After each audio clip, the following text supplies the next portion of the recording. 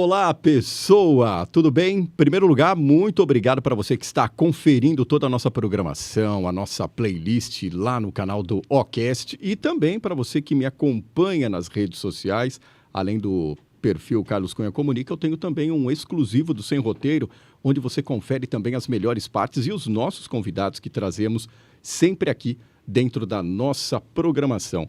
E falando em questão de influencer, falando em questão de redes sociais, ontem à tarde eu estava gravando lá no Jundiaí Empreendedora do Maxi Shopping, mais um material de divulgação daquele trabalho muito legal que os caras realizam por lá.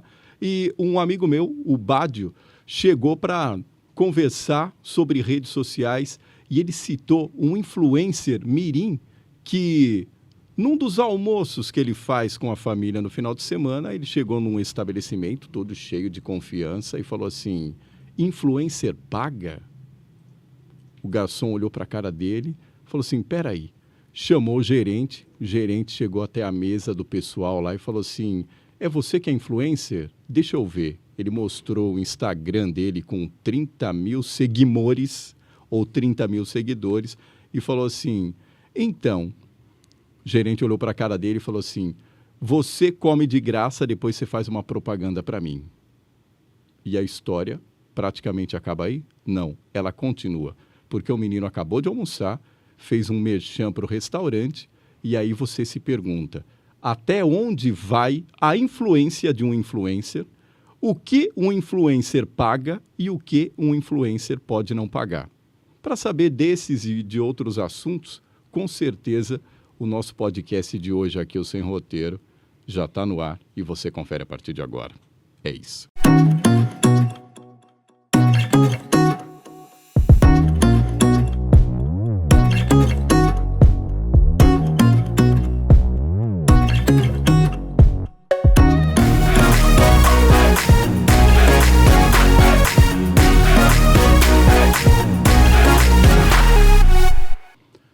E hoje aqui eu recebo o publicitário, o designer, o influencer. Eu acho que eu esqueci mais alguma coisa, mais alguma profissão, mas eu estou falando com o meu amigo Luiz Possari. Será que... Como é que você se classifica, Luiz Possari? Cara, Carlão, é um prazer estar aqui com você, primeiramente. Bom te ver, amigo. E eu sou muito multitarefa, né? Eu realmente sou publicitário, tenho habilidade com design, mas... influencer não sei. Já fui um dia, quem sabe eu possa ser novamente, né? Bacana. Você já foi influencer até, para você que está acompanhando a gente aqui, ó, tá vendo esse moletom. Esse moletom é carregado de história, gente. Até quando eu fui fazer o primeiro briefing com ele, ao contrário do que todo mundo pensa, isso aqui tem roteiro, sim. Eu falei para ele, viu? Eu te vi num podcast, se não me engano foi do Oficina? Oficina. Do Oficina. Falei, cara, você tava com um moletom e aquele moletom é cheio de história. Então, a gente já começa com a história desse moletom aí. Como é que funcionou tudo isso aí, Possari? Legal. Lá em meados de 2009, mais ou menos, 2010, eu comecei a produzir conteúdo para o YouTube. Então, eu posso considerar aí que eu sou um dos primeiros YouTubers do Brasil, junto com alguns outros. Pode falar alguns outros. Alguns outros, claro, porque eu não sou o primeiro, obviamente. E aí, fui produzindo conteúdo até que em 2012 teve o primeiro concurso do YouTube no Brasil chamado YouTube Next Up.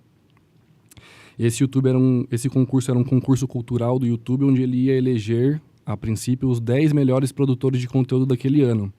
E aí tinha um certo critério para poder participar.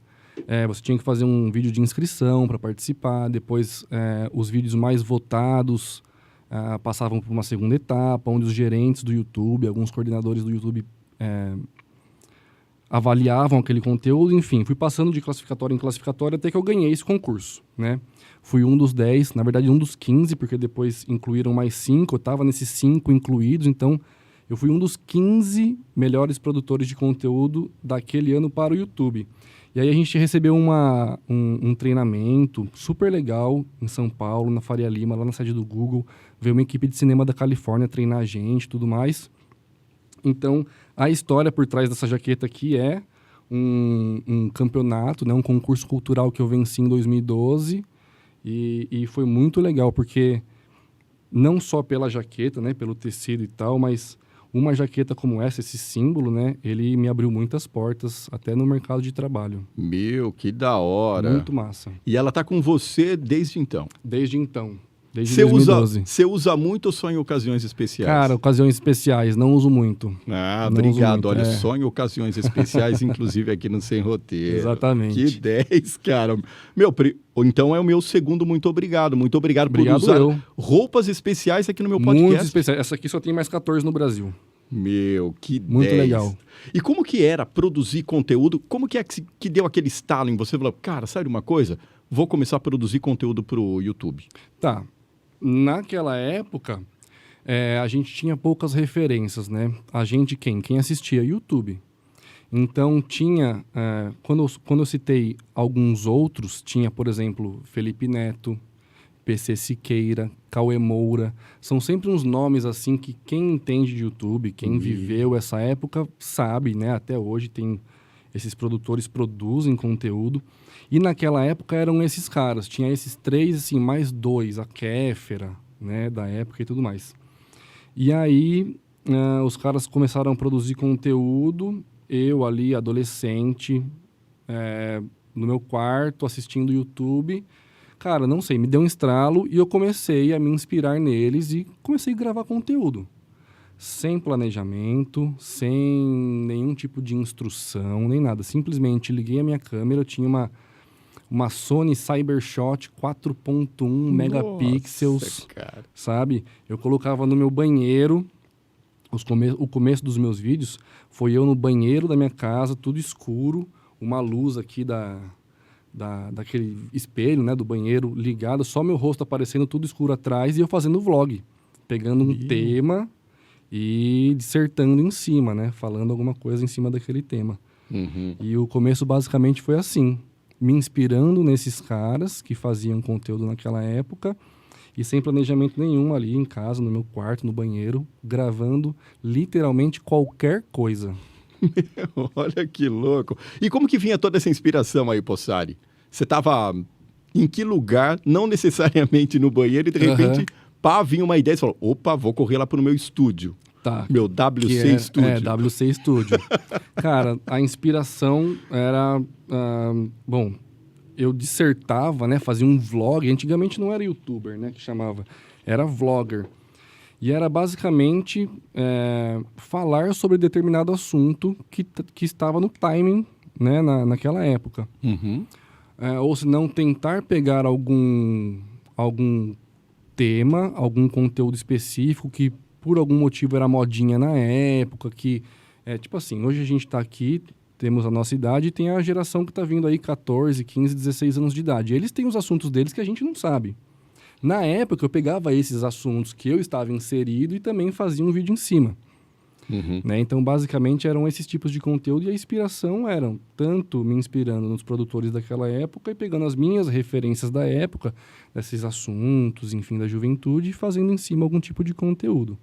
Você falou desse treinamento aí do YouTube Next Up. Sim. E como que foi encontrar no mesmo lugar todos os caras que você curtia e, de certa forma, te influenciavam? Quer dizer, Sim. mesmo não tendo necessariamente esse nome, eles eram os teus influencers. Sim. Como que foi reunir toda essa galera junto, você poder ali trocar ideia? Até Cauê Moura é de Jundiaí.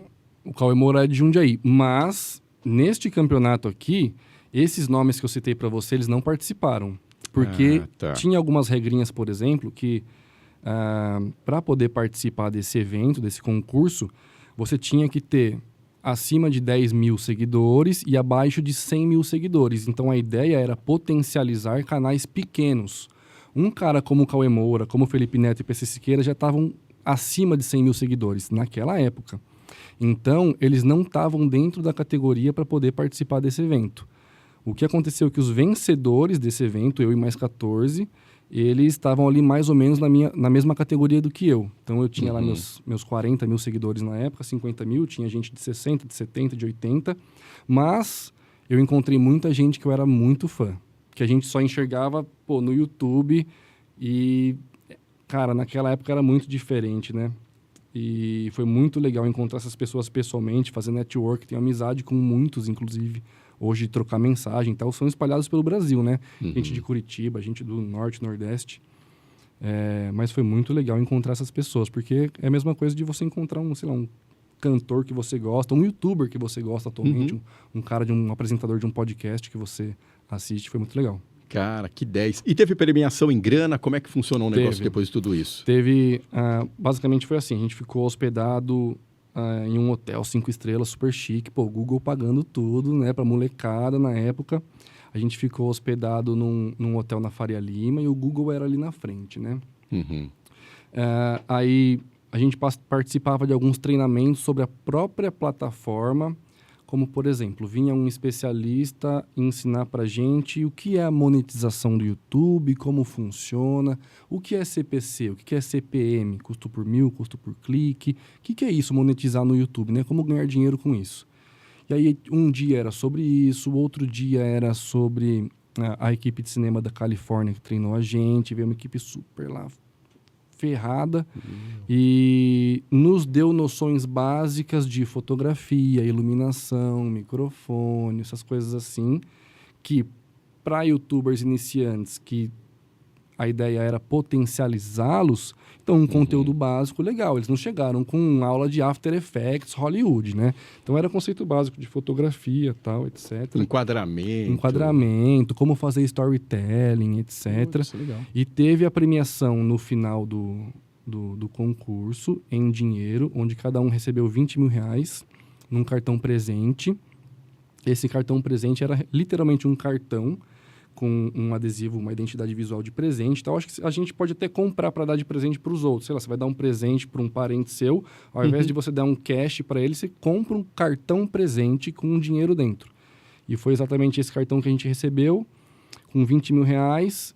Era a função débito, não podia transferir, não podia parcelar, não podia fazer absolutamente nada a não ser comprar no débito em 12 meses. Ou seja, era um cartão personalíssimo. Você tem que gastar de qualquer jeito. Tem que gastar. Dentro de 12 meses a gente perdia esse crédito se não gastasse.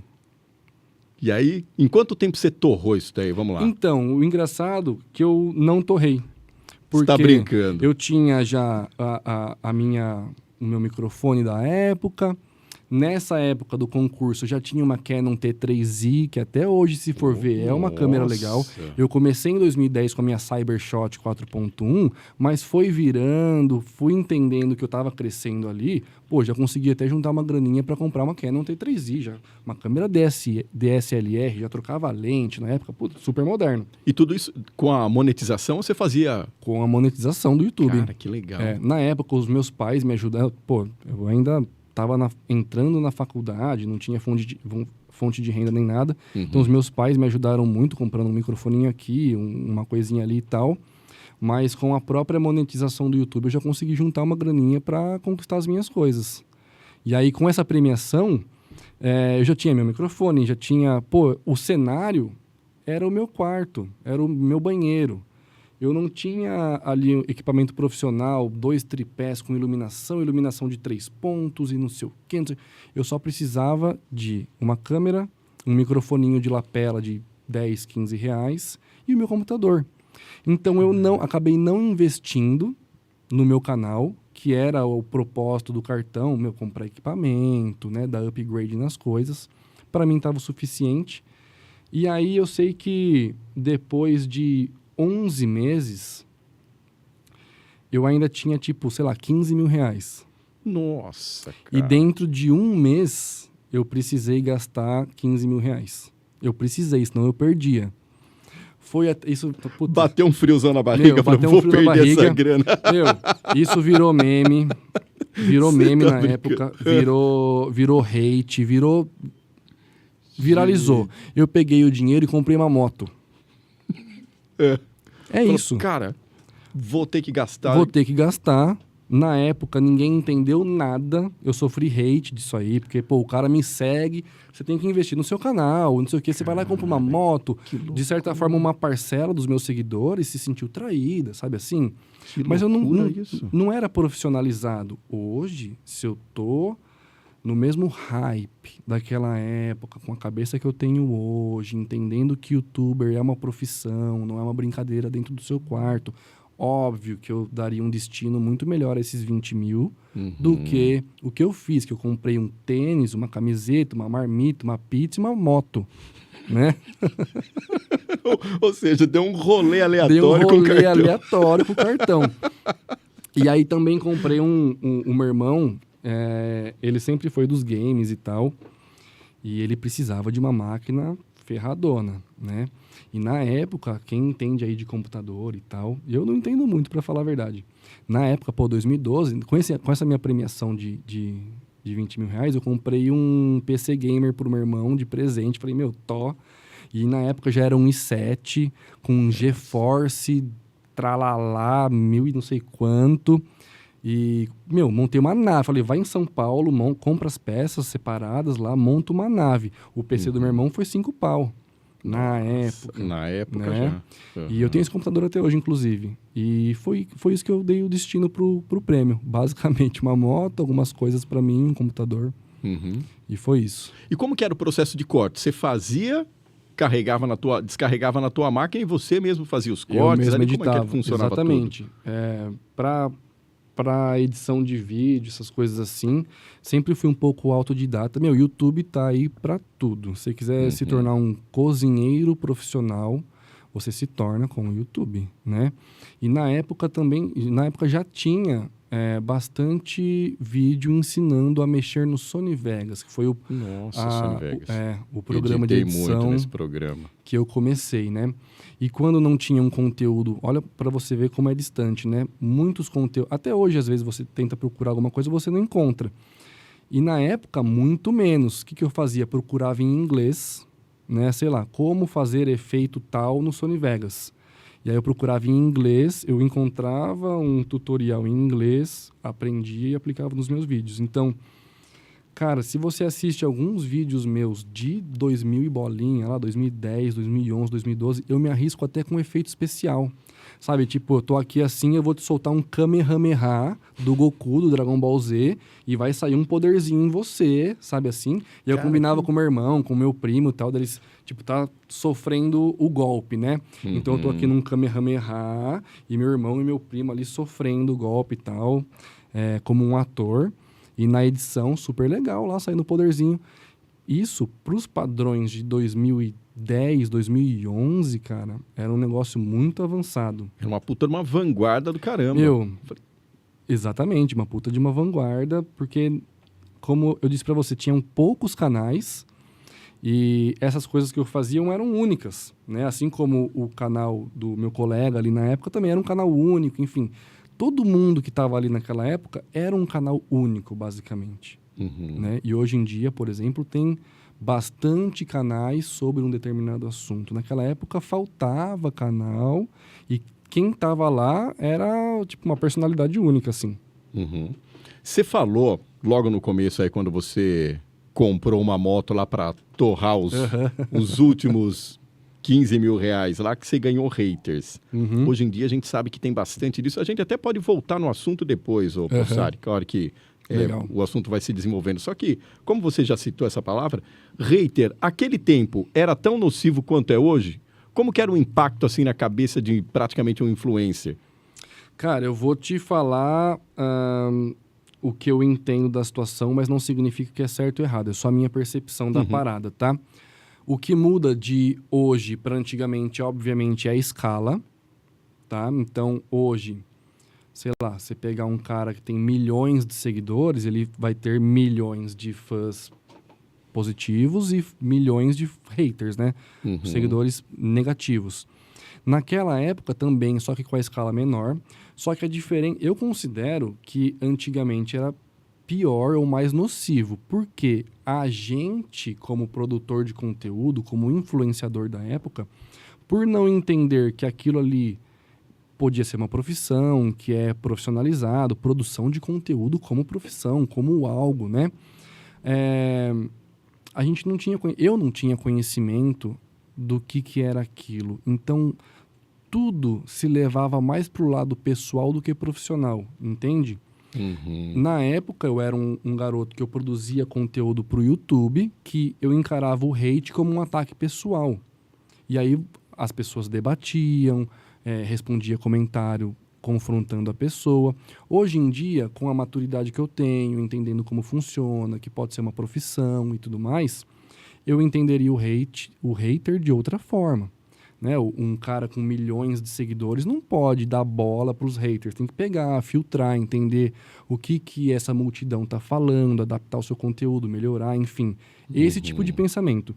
Pelo fato de não ter sido, não era profissional, eu acredito que era mais nocivo pela falta de informação, pela falta de clareza de que é assim que funciona e vamos extrair daqui a melhor coisa possível, né? Vamos extrair aqui desse hate algum benefício pra gente, não um ataque pessoal, por exemplo.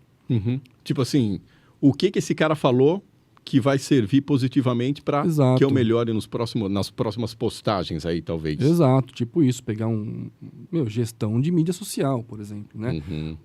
Pegar o hate, pegar o comentário negativo e tornar isso uma atividade, alguma ação que me beneficie. Pô, se tem muita gente reclamando disso, então eu vou seguir por esse caminho, eu vou melhorar isso. Feedback, todo feedback é válido. E por ser muito novo, muito recente naquela época, talvez a gente não entendesse isso, ou eu não entendia isso, e não tratava de forma profissional, que é inclusive um dos motivos por eu ter parado com os vídeos no YouTube. Eu escuto isso, diariamente, onde eu vou, as pessoas questionam por que você parou, você tinha um canal de sucesso, você ganhou um prêmio do YouTube, por que você parou? Porque a gente não tinha eu não tinha a ideia de que isso podia vir a se tornar uma profissão. E o que você queria ser quando crescesse? Cara, eu já quis ser muitas coisas. Eu já quis ser engenheiro elétrico quando eu era criança, veterinário. E aí crescendo um pouco mais, eu comecei a prestar vestibular para odontologia. Meu irmão fazia tecnologia da informação, ele era TI, ferradão. Eu comecei a colocar na cabeça da família assim, eu vou fazer odonto porque eu gosto do estilo de vida. Quero ter ali meu consultório, vou atender meus pacientes, não vou ter chefe, não vou ter nada. No fim das contas, me tornei publicitário, meu irmão parou de fazer tecnologia da informação, foi fazer odonto por causa de mim, é um dentista ferrado de bom, muito bom, profissionalíssimo, e não me arrependo de ter virado publicitário, porque comunicação, cara, para mim é minha área e ponto final. Amo o que eu faço, amo minha profissão, amo onde eu trabalho e tudo mais. Olha, que bacana. Estamos aqui conversando, estamos falando em produção de conteúdo. Legal. O Joe Sushi mandou um conteúdo pra gente aqui, ó, com as especialidades da casa. E você, como meu convidado, quero que você faça as honras aqui. Com certeza. Inclusive, Possari, eu tenho, contando aqui como a gente está nesse bate-papo, nesse podcast, eu tenho uma dificuldade imensa, cara, para abrir esses shoyos e todos os afins. Então, eu costumo me lambuzar também. Você costuma se lambuzar? Então, eu vou fazer um salve-se quem puder aqui, enquanto a gente vai conversar. O que foi? Será que era bom a faca? Ou vai no dentinho mesmo, né? Será? O estrago pode ser maior. Será? Lembre-se que você está com a sua assessoria de imprensa aqui. Inclusive, ela ama rodízio japonês. Olha, você tem toda a liberdade para aqui, ó, invadir o nosso espaço aqui também. Não será uma invasão, tá? Você já está convidada. Deve vir. Se eu fosse você, faria aqui a degustação também, que acho que vai ser bastante legal. Possari, voltando um pouquinho para falar naquela questão do curso. Vocês aprenderam lá a respeito de monetização.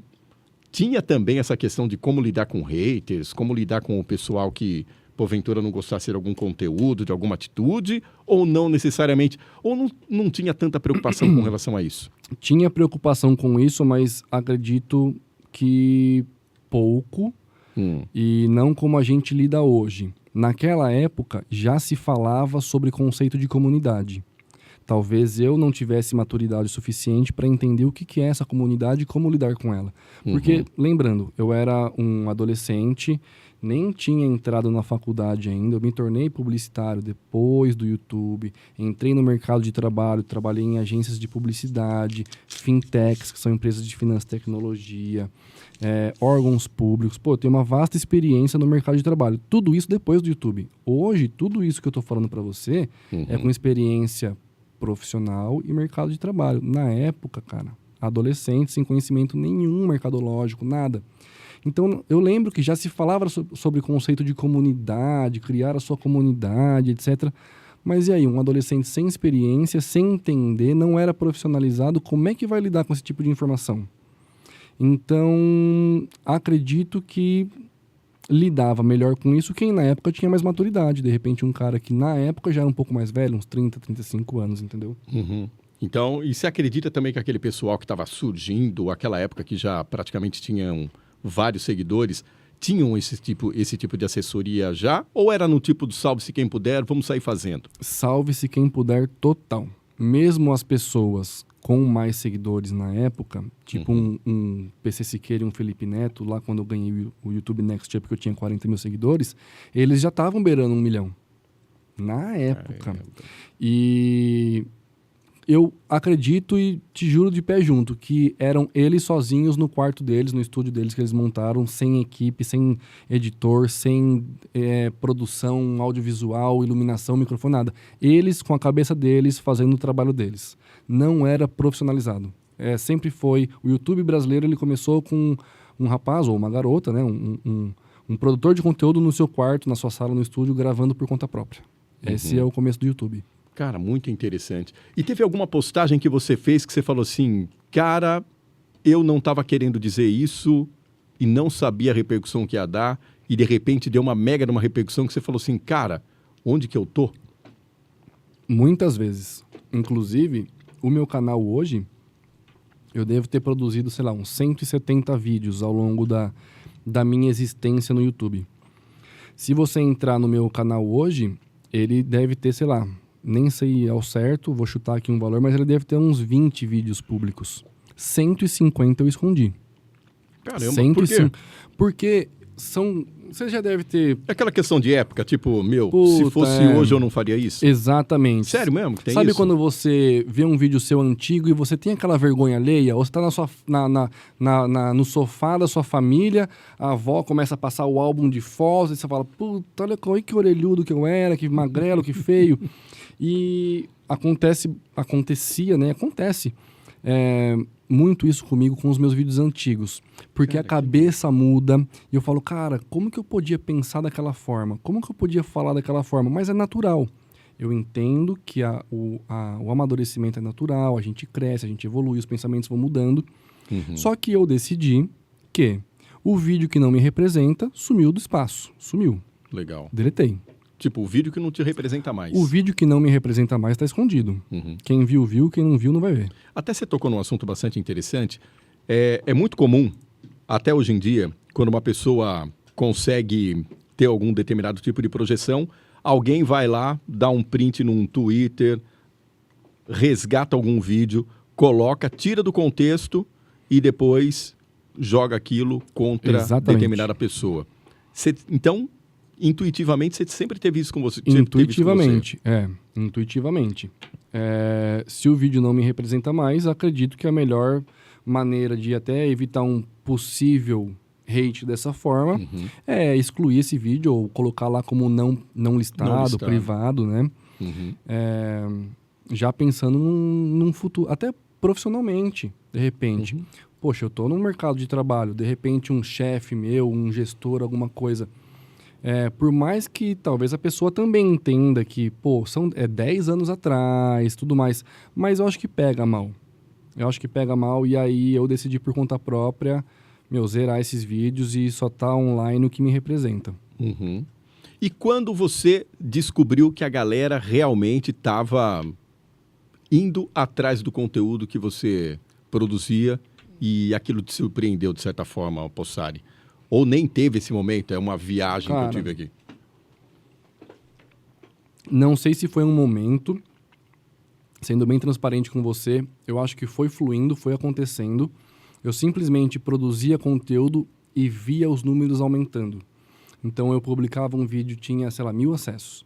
O próximo tinha 3.000, o outro 5.000, o outro já pulou para 10.000, o quinto, sexto vídeo já estava nos seus 10, 15.000. E aí eu comecei a manter uma média alta, até que eu mantive por um determinado período uma média de visualizações muito alta, tipo 100, 200, 300 mil acessos por vídeo. E eu não sei te explicar o porquê. Tá? Simplesmente aconteceu. Só que hoje, com experiência profissional, com conhecimento técnico de algumas coisas, eu entendo o porquê de alguns vídeos terem viralizado e outros não. Vou te dar um exemplo. Uma vez, eu fiz um vídeo ensinando como fazer bigode vintage. Então, eu sempre tive o bigodão que fazia curvona, assim, bem grandona. Hoje tá mais quietinho o bigode aqui, mas eu sempre tive o bigodão grandão. Aliás, quando eu te conheci, você tava com esse tipo de bigode. A lá Salvador Dalí, quase. A lá Salvador Dalí.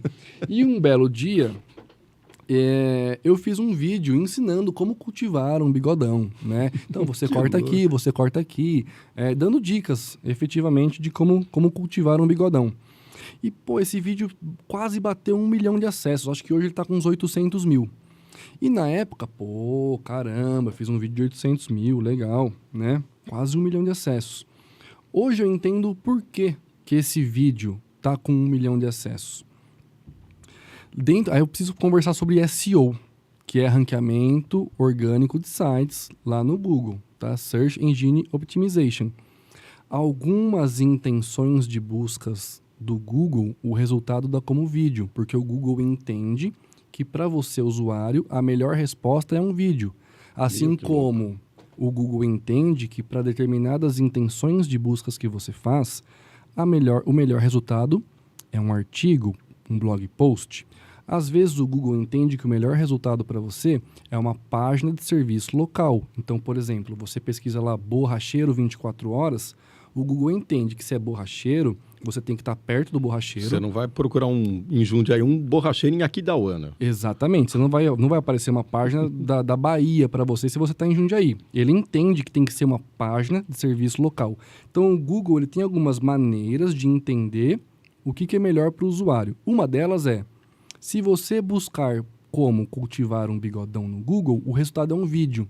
E o meu vídeo foi o melhor avaliado, o melhor ranqueado.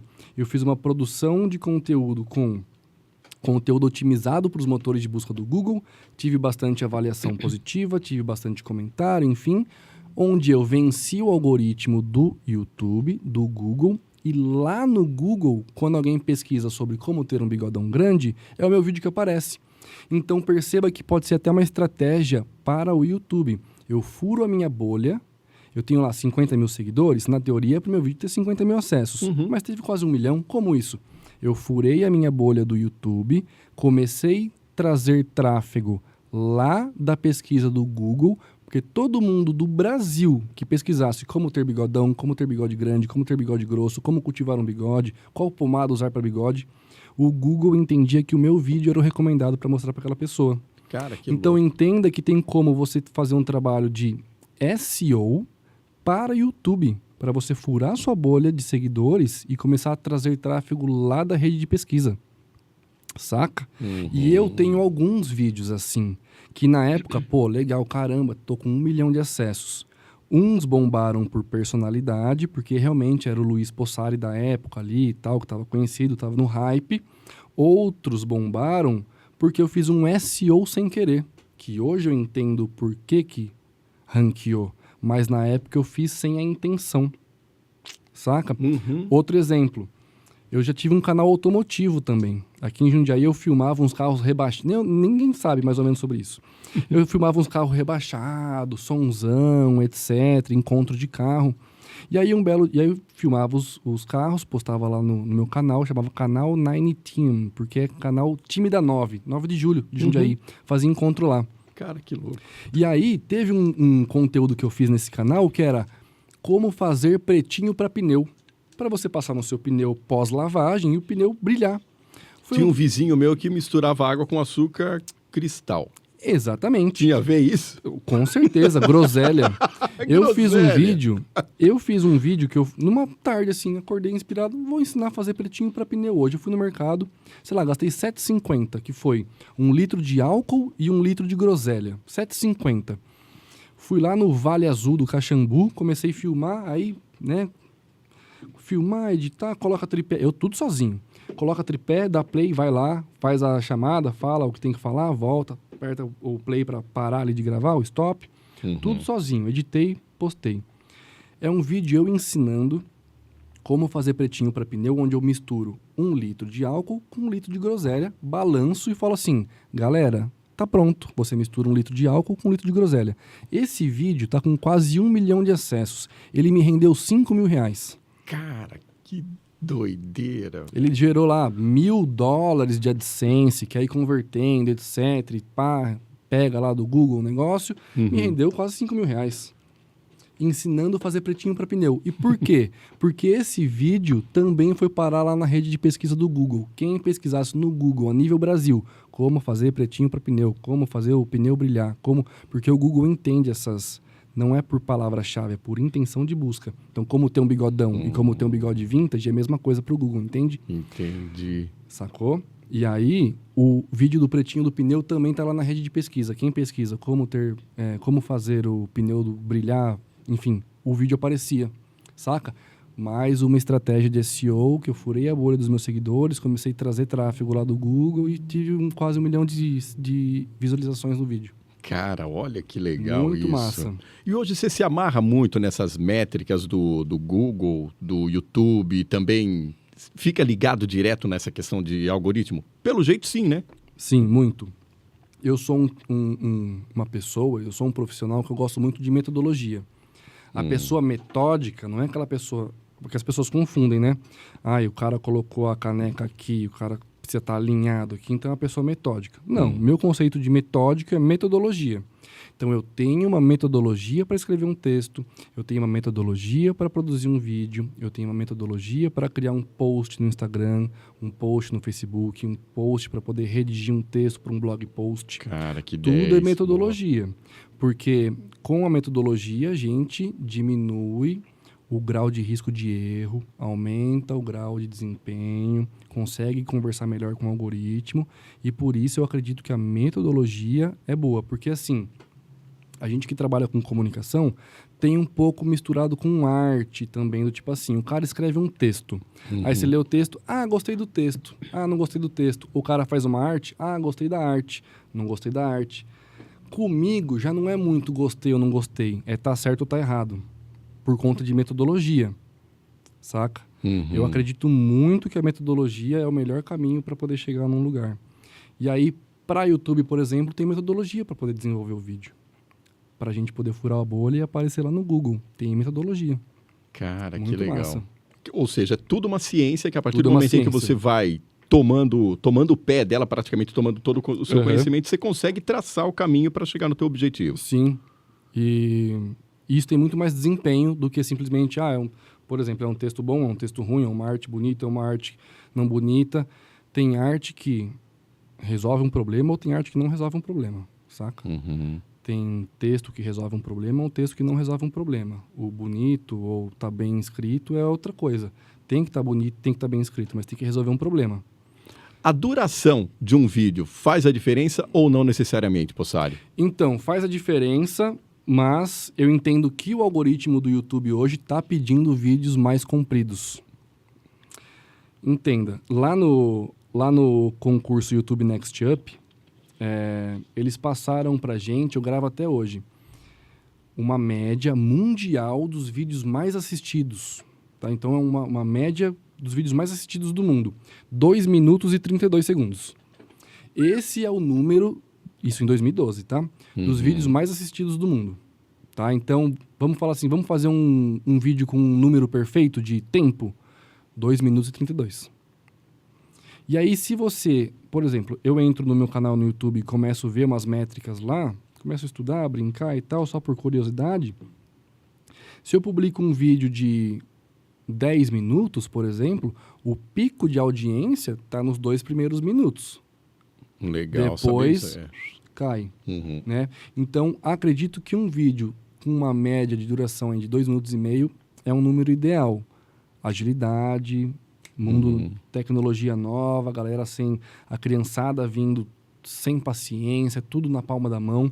Mas, ao mesmo tempo, eu percebo uma tendência onde canais que estão produzindo conteúdo longo estão sendo bem recomendados também. Então, eu acho que tá nos extremos. Ou você faz um vídeo super rapidinho, TikToker, ou você produz, por exemplo, um podcast onde você vai envolver a sua comunidade por bastante tempo, etc. 1 hora, 2 horas, 3 horas de duração. Ou seja, é o poder de atratividade, não necessariamente o tempo. Exatamente. É o quanto naquele tempo você consegue reter a atenção do seu público. Retenção de audiência. Essa é uma métrica muito importante. Muito legal. Você falou também da questão de bolha. Rompimento de bolha. Geralmente a gente percebe hoje em dia que os influencers costumam trabalhar única e exclusivamente para um nicho. Você aconselha, você sugestiona, você dá isso como opção ou não necessariamente, Possari? Tá. Aí eu vejo da seguinte forma. Ou você produz conteúdo e você alavanca a sua carreira como produtor de conteúdo como personalidade, até estava falando isso em algumas outras participações que eu fiz. Ou você nicha bastante e foca em um determinado assunto, uma determinada comunidade, porque esse conceito de comunidade é um conceito muito forte. As pessoas se conectam por comunidade. Então, o cara que ele gosta de sair de final de semana de Harley Davidson, o tiozão da Harley Davidson, ele vai se unir com outros tiozões da Harley Davidson para andar todo mundo em grupo. Ou seja, uma tribo, na verdade. Uma tribo, exatamente. É o conceito de comunidade. Para a produção de conteúdo é a mesma coisa. As pessoas vão se inscrever em canais onde esse canal sana a necessidade dela de um conteúdo que ela está inserida naquela comunidade. Então, uma pessoa que gosta de cozinhar, ela vai estar inscrita em diversos canais de culinária, que é bem específico. Uma pessoa que gosta de trabalhos manuais, porque tem uma categoria no YouTube chamado DIY, né? Que é do... É o faça você mesmo. Faça você mesmo. Tem pessoas que gostam do faça você mesmo. Então, ele vai estar inscrito em canais que fala sobre ferramenta, que fala sobre faça você mesmo, que saiba fazer isso em casa, enfim, comunidade. Ou você produz conteúdo como personalidade, tipo o Whindersson Nunes. O cara, o que ele fizer, a legião de fãs dele vai seguir. Se ele for cantor, todo mundo segue ele e gosta do trabalho dele. Se, de repente, ele virar apresentador de televisão, a legião de fãs segue ele e vai assistir o programa de televisão dele. Porque ele é uma personalidade. Então, o que ele fizer, a legião de fãs vai atrás. Pô, o que esse cara tá fazendo é legal, então bora lá. Só que para você se tornar uma personalidade é muito mais difícil e muito mais trabalhoso do que você produzir conteúdo para sua comunidade. Só que é muito mais exponencial e tem o benefício de que quando você troca alguma coisa, tipo, você é youtuber, você vai virar apresentador de televisão, o seu público te segue. Enquanto se você tem um canal de culinária e do nada começa a criar um canal de moda automotivo, a sua comunidade vai ficar para trás, não vai te seguir. Só que você criar um canal específico para atender um nicho, para atender uma comunidade, eu vejo um potencial de se alavancar, de conquistar seguidores e tudo mais, criar a sua comunidade mais rápido do que personalidade. Entende? Então, o nicho é melhor para criar sua comunidade, é mais fácil para conseguir seguidores, só que você tem um limite ali, um teto. A personalidade é muito mais difícil você se tornar, só que não tem teto, é infinito. Saca? Ou seja, o caminho é mais longo para você criar uma persona. Exato. O que o Carlos Cunha quer ser, o que o Luiz Possari quer ser dentro das redes sociais. E a partir desse momento, é criar conteúdos e criar, acima de tudo, uma imagem que corrobore com aquilo que você quer representar. Exatamente. Hoje, por exemplo, tem uma tendência de criação de podcasts. Pode falar o nome de outros podcasts por aqui? Cara, pode falar podcast, pode falar Flow, marca, que pode é o mais Flow. um dos mais conhecidos, né?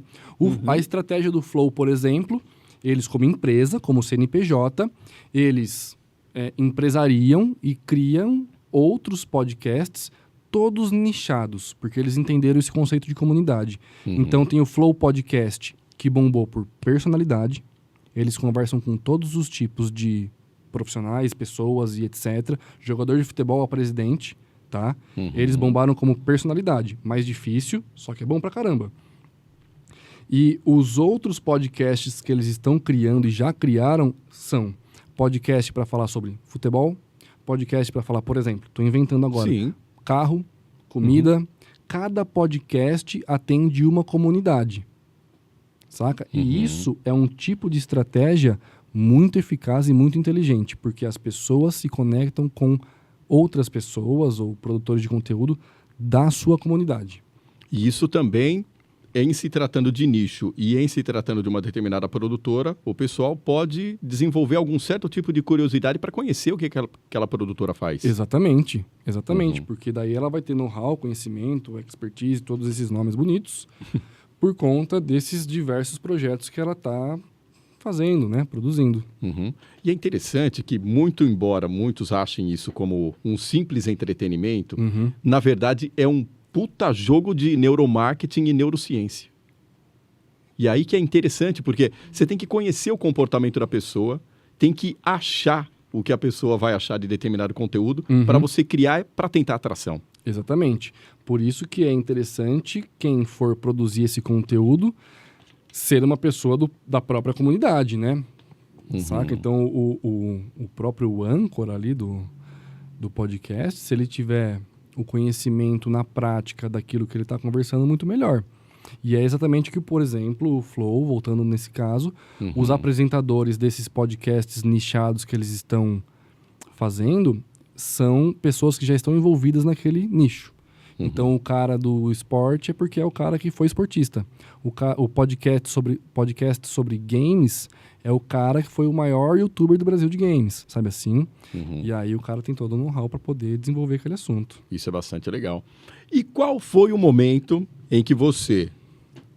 Bom isso aqui, hein? Opa, vamos lá. É isso. Enquanto eu pergunto, você come. E enquanto você responde, eu como.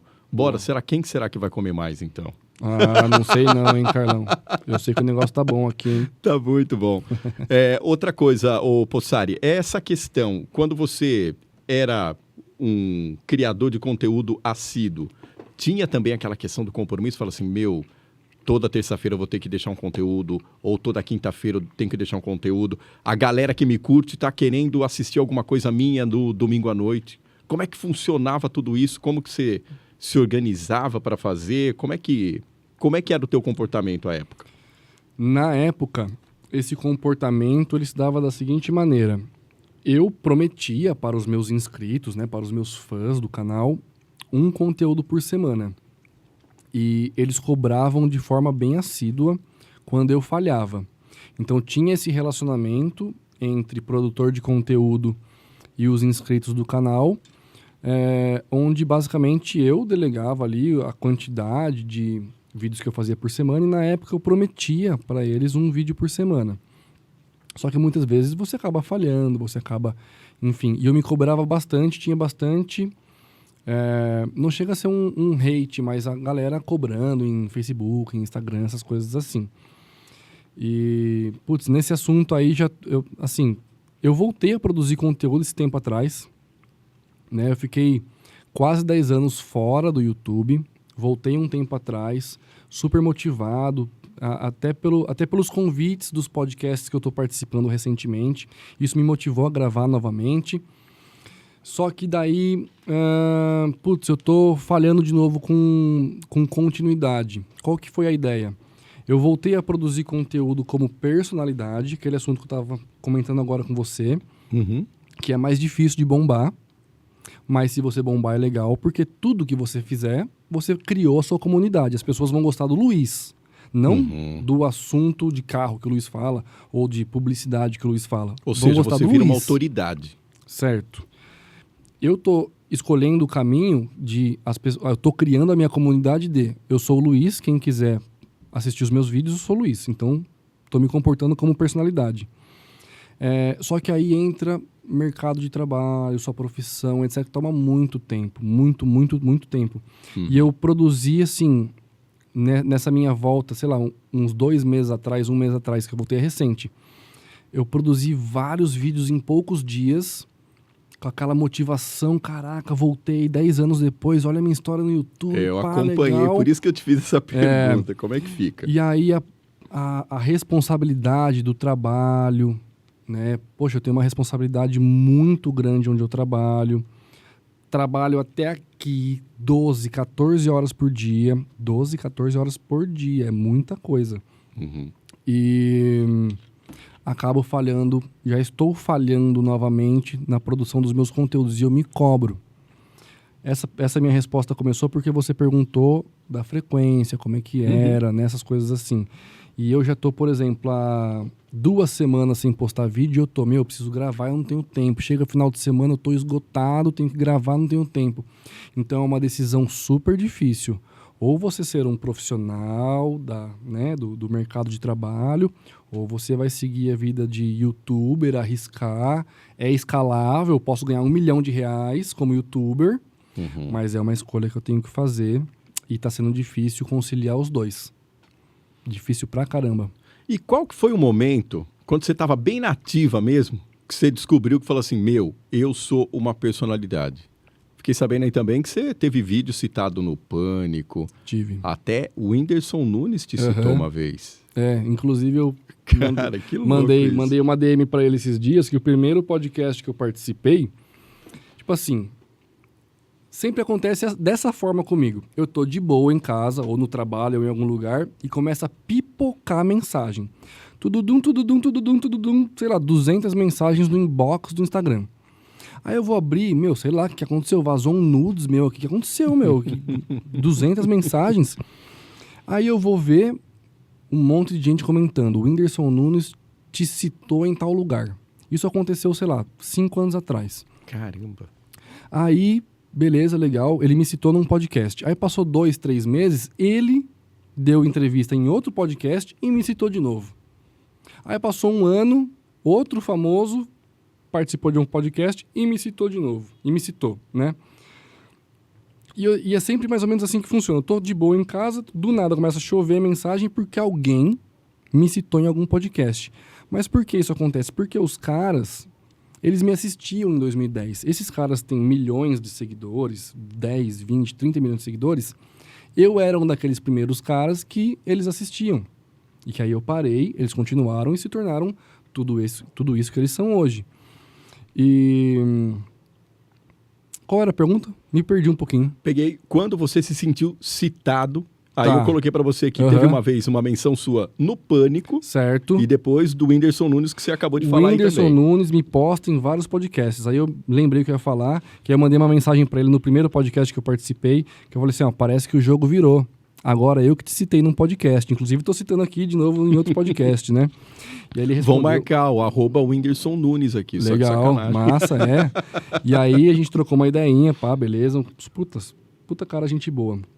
Essa história aí do Pânico na TV, teve um quadro do Pânico que tinha o Eduardo Sterblit, fazia o melhor do mundo, que ele colocava um bigodinho e falava, sou o melhor do mundo. E aí eu tenho um quadro famoso no meu canal, que é os 5 coisas idiotas que você com certeza já fez na vida. Sei lá, no banheiro, você já fez xixi na louça da privada para não fazer o barulho da água. Ou você saiu do banho, o espelho tá embaçado e você faz algum desenho no espelho, né? Porque tá embaçado. Coisas idiotas que você já fez na vida. E teve um vídeo desse que eu fiz imitando o Eduardo Sterblit do Pânico. Fazendo o quadro dele Melhor do Mundo. E aí publiquei o vídeo. Já era um quadro meu que tava bombando. Já tava naquela média de visualização de 300, 400 mil visualizações por vídeo. E aí eu acordei, sei lá, publiquei no domingo de manhã, sei lá. Acordei na segunda-feira, o vídeo 1,5 milhão. Caramba. E mesmo esquema. Twitter bombando, Facebook, Instagram bombando, 200, 300, 500 mensagens. Fui ver todo mundo. Te citaram no Pânico, te citaram no Pânico, te citaram no Pânico. Na verdade, passaram um trecho do meu vídeo no Pânico e devem ter... Aí o Brasil inteiro assistindo, devem ter procurado o vídeo no YouTube e encontraram o meu vídeo. E aí, cara, a primeira coisa que eu fui verificar, tá com AdSense? Tá monetizado? Uau! Entrei, tava cheio de anúncio. Falei, tá monetizado. Não tá com direitos autorais, não tá com nada. Beleza.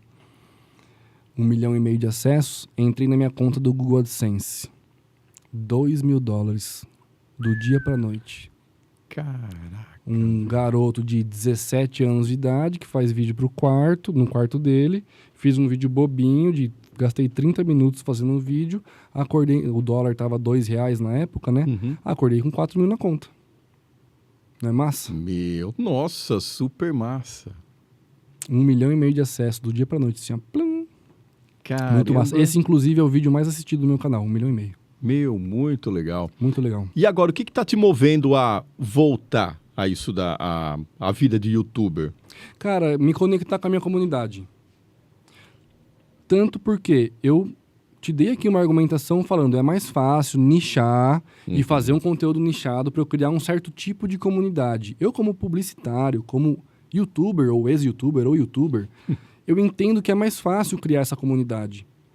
Mas eu acho que eu vou cair num defeito que é falta de continuidade. Eu parar, produzir um conteúdo para uma determinada comunidade que eu quero atingir, porque eu estou inserido nela, etc., demanda um planejamento. Sim. E eu tô com bastante falta de tempo. Eu tentar agarrar um caminho como personalidade, fazendo daily vlogs, sem muito comprometimento, assim, de se tá bem gravado, se tá com iluminação. Eu sendo eu, vou num rolê, vou gravar, vou vir aqui, vou gravar, vou fazer daily vlog, vou mostrar minha casa, meu quintal, meus cachorros. O que acaba dando menos daily trabalho. Vlog, menos trabalho. Eu consigo ter mais continuidade. Né? Eu consigo produzir com mais velocidade, tentar não falhar em publicar um por semana, por exemplo.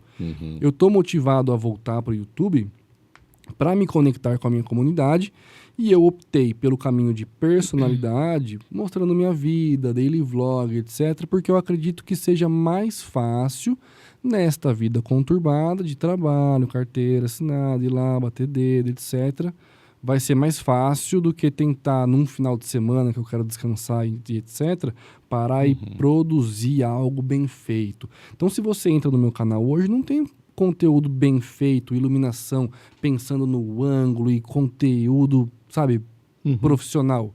É eu com a tela do celular aqui, ou uma GoPro balançando, me filmando, trocando ideia. Eu quero montar a minha comunidade, a comunidade que gosta de seguir o Luiz. Legal isso, ô Luiz, ou Possari, eu costumo te chamar de Possari. Você não acha mais legal esse tipo de espontaneidade, não? Do que falar, pô, cara, vou fazer uma pose aqui porque eu tô afim de agregar, tô afim de dar like, ganhar likes, então, de ser compartilhado. Tem esse tipo de vaidade também, né? Tem, mas tem os dois lados da moeda. Porque, por exemplo, se eu sou da comunidade culinária, adoro cozinhar, adoro assistir conteúdo sobre isso. Eu quero fazer aqui um risoto 4 queijos. Eu vou lá no YouTube, eu procuro o melhor vídeo ensinando como fazer um risoto 4 queijos. Esse tipo de vídeo eu quero bem produzido. Eu quero assistir um vídeo de uma produtora, microfone de lapela, boom em cima, iluminação, câmera 4K, porque eu quero... Uma galerinha com o roteiro olhando se não esqueceu nenhuma frase. Exatamente. Esse tipo de vídeo eu quero assistir qualidade 8K produtora fazendo. Agora, eu gosto, por exemplo, bastante de aventura, mato, Amazônia, essas coisas assim, entenda. Tem um cara chamado Richard Rasmussen. Putz. Certo? Conhece. Eu quero ver vídeo dele. É ele sendo ele. Cara sentado na pedra lá, comendo um pacote de batata. Comendo batata, se enfiando com um índio no meio do mato, participando de ritual indígena, mexendo com onça, falando sobre cachorro, ensinando sobre cachorro, mostrando a diferença dos pássaros silvestres, das colinas arábicas, qualquer coisa. Eu quero ver o Richard. Esse tipo de conteúdo, espontâneo pra mim, ok. Ótimo. Legal? Agora, o conteúdo ensinando a fazer risoto 4 queijos, eu quero assistir um conteúdo fantástico. produzido por uma produtora. Então eu acho que tem esses dois tipos de perfis. Depende do ambiente. Depende do ambiente, depende das pessoas que estão assistindo. Então não tem certo e errado. Não tem certo e errado. Tá? Tem metodologia para produzir conteúdo, para conversar com o algoritmo, para ser um bom texto, para ser uma boa arte, aquele papo do começo. Mas, em termos de ser um vídeo bem produzido ou ser um vídeo super espontâneo, não tem certo e errado. O Whindersson Nunes grava no sótão da casa dele, com uma câmera, não tem trabalho de iluminação, microfone, nada. O cara solta, nem edita, grava, nem edita e solta. 10 milhões de visualizações, e aí? Entendeu? Então, nesse quesito, não tem muito certo e errado. Mas as pessoas costumam se conectar melhor quando enxergam verdadeirismo, espontaneidade, essas coisas assim. E uma coisa que eu não posso deixar de abordar contigo, que eu tô vendo que você é um cara bastante responsável, a gente já teve a oportunidade de trabalhar junto também. Legal, sim. Em períodos assim mega dinâmicos, a gente já trabalhou junto em campanha política. E conseguir fazer amigos, gente, dentro de campanha política é algo raro. E nós conseguimos, né, Possari? Conseguimos, graças a Deus. Muito legal. Saí de lá com N amigos. O Possari está aqui também. Eu espero ter a oportunidade para trazer todos aqui. Legal, trouxe sim, o Alex, trouxe trazer. o Pietro aqui também. Assistiu deles, inclusive. Trouxe a galera que trabalhou comigo no vídeo ali, que a gente estava na coordenação também, muito bacana. Eu vi que você é um cara bastante responsável. Legal. Hoje em dia, para se ser cancelado, para ser odiado, é a coisa mais fácil do mundo. Sim. E muitas vezes as pessoas que são canceladas, as pessoas que são odiadas, dizem que foram canceladas ou odiadas pela liberdade de expressão que elas se dão. Tá. O que você acha desse papo de liberdade de expressão? Dá para confundir liberdade de expressão com vou falar alguma coisa e dane-se o mundo? Vamos lá. Liberdade de expressão, obviamente, precisa ter, é obrigatório. Todo mundo tem o direito de se expressar e falar o que quiser. O que acontece é o seguinte, no meu ponto de vista, claro, e não tem certo e errado. Acredito que todo mundo, yin e yang, todo mundo tem lado bom, todo mundo tem o seu lado, não vou nem falar lado mal, mas seus deslizes, todo mundo tem isso. Todo mundo erra. Eu, você, o cameraman, minha namorada, todo mundo que está assistindo a gente, erra, né? O que acontece é que, conforme você tem mais visibilidade, o ataque é maior. E aí é isso que eu pego. As pessoas funcionam, já viu aquele, eu não sei exatamente o ditado, mas é aquela parada assim, se um elefante pular do penhasco, todos os outros elefantes vão pular. Os animais se comportam dessa maneira, né? Então, conforme uma pessoa tem maior visibilidade, ela vai sofrer o hate, o cancelamento com maior intensidade, e quando todo mundo percebe que alguém está sendo atacado, entra no bolo, entra na manada do elefante, efeito manada, legal, e começa a criticar junto, apedreje, etc. E eu, particularmente, condeno isso. Não acho que é bacana, porque todo mundo erra. Só que a gente aponta o dedo na internet para quem? Para quem a gente está enxergando, que é o influencer, que é o apresentador da televisão, que é o prefeito, que é o blogueiro que a gente assiste, né, que a gente segue, o youtuber que a gente segue. Então, e muitas das vezes, eu acredito que a pessoa que está criticando aquele erro daquele influenciador, aquela pessoa faz aquilo ou já fez. Só que, pela exposição, quem é que vai sofrer? O influenciador. Exato. Sabia que outro dia eu estava conversando isso daí com uns amigos, que é exatamente nisso. Falei assim, viu, será que quando está todo mundo criticando determinada pessoa, será que essas pessoas, sabe, vivem realmente num mundo totalmente higiênico, no mundo bacaninha delas, nunca erraram, sabe, nunca esticaram o palmo na hora de jogar uma bolinha de gude no passado. Sabe, eu falo assim, viu, cara, que legal que a gente está num mundo bem bacana, né? As pessoas são cada vez mais limpinhas, cada vez mais éticas, todo mundo perfeitas, e ninguém pode errar mais. É muito para inglês ver, outro ditado, né? Eu acho que é muito para inglês ver. Todo mundo erra, todo mundo tem atitudes canceláveis, só que você não vai perder tempo com o seu vizinho que é anônimo. Agora, o outro vizinho é conhecido. Aí bate aquela dor de cotovelo, alguma coisa do tipo. O conhecido eu vou apontar. E eu acho que o efeito manada acontece dessa forma, por isso que eu critico. Todo mundo erra. O vizinho anônimo também. Só que quem que liga pro vizinho anônimo? Nos mundos de hoje, de interwebs. Saca? Então, eu condeno e eu critico esse cancelamento da maneira que é feita. Agora, o cara cometeu um crime, foi racista, publicamente, alguma coisa desse tipo, aí sim a condenação deve acontecer, mas eu acho que de forma legal. Sabe qual que é a pior coisa que você pode fazer para um cara ou para uma pessoa dessa? Para de seguir. Esse cara deve sofrer as consequências legalmente, justiça, polícia, etc., por exemplo, num caso de racismo, né? Mas a parada mais intensa que você pode fazer com um influencer desse que vacilar, para de seguir. Acabou a vida do cara. Vai perder patrocínio, vai perder dinheiro, vai perder a audiência, vai perder a comunidade que ele construiu, né? Não precisa ir lá ficar xingando o cara, etc. Eu acho isso uma falta de maturidade, na verdade. Pra falar bem a verdade. Aquela questão de ter a liberdade de expressão, sim. Liberdade de expressão Sim, sempre. sim. Mas não esquecer também de uma palavrinha muito que parece que fica esquecida aí, que é a responsabilidade. Sim, Responsabilidade e respeito.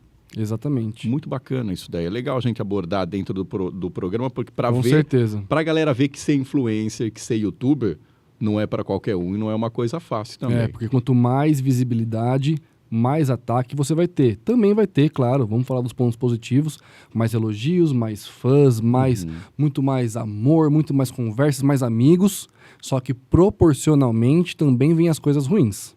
E isso tem que ser colocado na cabeça principalmente dos jovenzinhos que, né, nasceram nesse mundo digital, querem ser influencers e número, like para eles é tudo, e na minha época eu não estava acostumado com hate.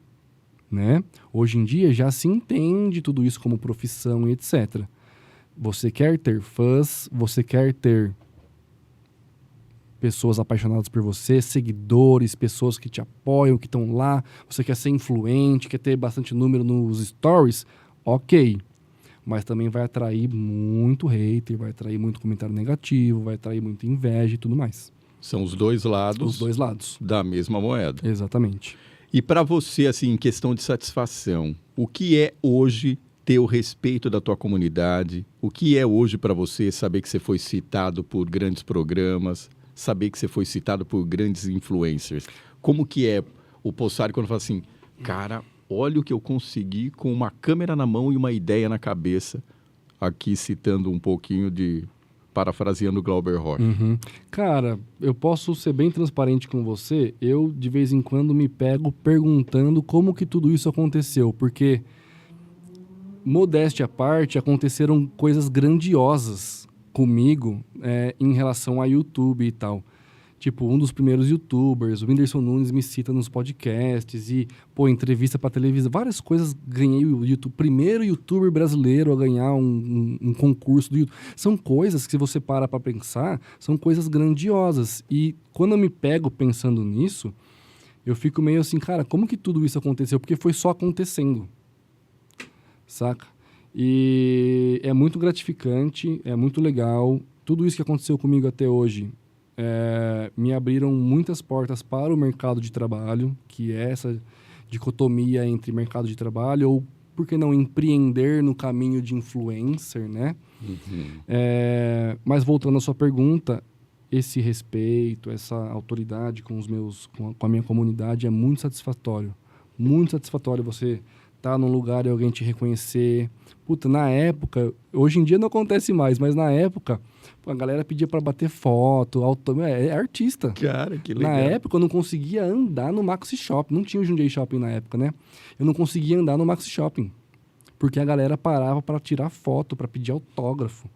E aí, hoje, retornando à produção de conteúdo, tentando reencontrar a minha comunidade, a escala está completamente diferente. Enquanto eu tinha 300 mil acessos por vídeo, hoje eu tenho 300, 500. É outra escala, outra escala.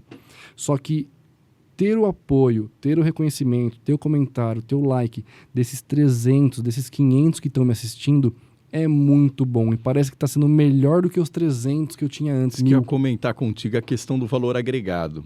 Tipo, a galera foi lá, te curtiu, você fala, pô, vou dar uma olhadinha para ver quem me curtiu. Meu, essa pessoa me curtiu. Exatamente, é muito legal, muito legal. Porque, como eu disse para você, antes era desprofissionalizado, ou amador, né? Melhor dizendo. Era tanta gente, 300 mil pessoas, 1 milhão de pessoas, que eram só números. E eu não tinha o entendimento daquilo. Hoje, com experiência profissional, mais maduro, adulto e etc., eu vejo valor em 300 pessoas me assistindo. Os 50 comentários que eu tenho por vídeo são mais prazerosos do que os 5 mil que eu tinha antes, porque agora o entendimento é outro. Então, é muito legal ter o envolvimento dessa comunidade, e o que importa é isso. Eu acho que ter o envolvimento da sua comunidade, ter o reconhecimento, o carinho, e fazer com que pessoas se insiram na comunidade da sua produção de conteúdo, essa tem que ser a meta, esse tem que ser o objetivo. Porque não adianta você ter 100 mil pessoas assistindo um vídeo seu, se você não vai ter nenhum tipo de engajamento, nenhum tipo de envolvimento. Significa que não são pessoas da sua comunidade. Se você estiver produzindo conteúdo para sua comunidade e você tiver 1000 acessos e estiver vendendo um curso online, e 1000 acessos só no seu vídeo. Se for a sua real comunidade, você vai ver, a cada vídeo de 1000 acessos que você tiver, você vai fazer 10 vendas, 15 vendas. Entende? Então, qual que é melhor? Eu ter um vídeo de 1 milhão de visualizações de pessoas aleatórias que não são da minha comunidade, que eu vou ter algumas vendas, ou ter 1000 acessos que eu vou ter 10, 15 vendas de um curso online, por exemplo. Qual que é mais prazeroso, qual que tem mais desempenho, qual que tudo mais tem mais benefício, né? Então, eu sou desse time aí de produzir conteúdo para sua comunidade, né? E ter esse envolvimento com mais desempenho, enfim. Bacana. Qual que é, não diria conselho, porque eu acho essa é uma palavra muito forte e muitas vezes fala, pô, cara, eu não vou aconselhar ninguém. Mas qual a sugestão que você dá para o cara que está começando agora, para essa molecadinha aí que está falando, nossa, que legal, que ferramenta bacana que tem o YouTube, que legal. Ferramenta bacana que é o Insta. O que você sugere para eles? Eu sugiro para eles produzirem conteúdo que, obviamente, eles fazem parte da comunidade, então eles têm que gostar do que eles estão produzindo primeiramente, estarem inseridos em uma comunidade, e não, obviamente, não pensar em número, não pensar em like, essas coisas assim, porque isso frustra, tá? O cara que que começou e nunca teve experiência não teve um canal grande, etc., que não consegue chegar lá, o cara, putz, tem 10 likes, 20 likes, 30 likes. Se ele se basear pelo like, pelo comentário, pelo número de visualizações, ele vai se frustrar e vai abandonar o projeto. Se ele começar a produzir conteúdo pensando em agradar a sua comunidade, entendendo que teve 2 comentários, mas esses 2 comentários são de pessoas que investiram tempo assistindo o conteúdo dele, que ele faz um conteúdo de valor para essas pessoas, é só ter continuidade, continuar produzindo o conteúdo que você produz para a sua comunidade, que o sucesso virá. E o sucesso pode ser 1.000, 2.000, 5.000, 10.000, 1 milhão. Pode ser até que ele fure a bolha, se torne personalidade e exploda. Mas o importante é ele produzir conteúdo com continuidade para a sua comunidade, sem pensar em like, inscrito, essas coisas assim, porque se basear nessa métrica, vai parar o projeto. Vai frustrar o cara. Pô, Sari, ficaria aqui mais 2 horas conversando contigo, você dá uma olhadinha ali que até legal. Estourou o tempo e o papo simplesmente fluiu. Fluiu pra caramba. Eu fico muito feliz em saber que eu posso contar aqui no podcast Sem Roteiro com pessoas assim do seu nível, do legal. seu naipe. Porra. E muito legal. E fiquei muito contente, saindo daqui muito contente, sabendo que você utiliza essa jaqueta em ocasiões especiais e hoje você utilizou essa jaqueta aqui com no meu podcast. Com certeza, é um prazer, Carlão. É um prazer imenso estar aqui com você. Obrigado pela oportunidade. Rapaziada, tamo junto. Um salve para todo mundo aí. Todo mundo aí que tá no meu coração sabe que eu tô mandando um salve pra vocês. Ali a camerinha, tô olhando pra lá. É isso É aí. isso, tá, gente? Aquilo. Tamo junto. E cabe lembrar também que dificilmente eu faço um programa sem arquibancada. E hoje eu conto com a presença ilustre da primeira-dama lá. Qual que é o nome da primeira-dama? Giovana. Giovana. Ela pode comer essa comidinha que tá aqui. Exato. Agora nós vamos saborear aqui no final do programa as delícias enviadas pelo Joe Sushi. Ayan, obrigado. Gustavo, obrigado. Valeu, galera, aqui. Valeu. E para você que confere também o nosso Sem Roteiro, estamos no Spotify.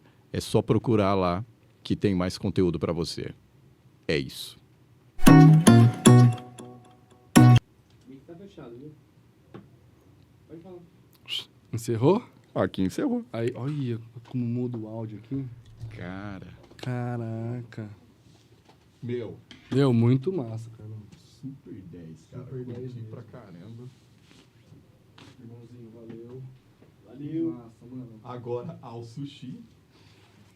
Nossa, dá uma... Tá um calor, né? Deu Tá um calor. quente. Legal.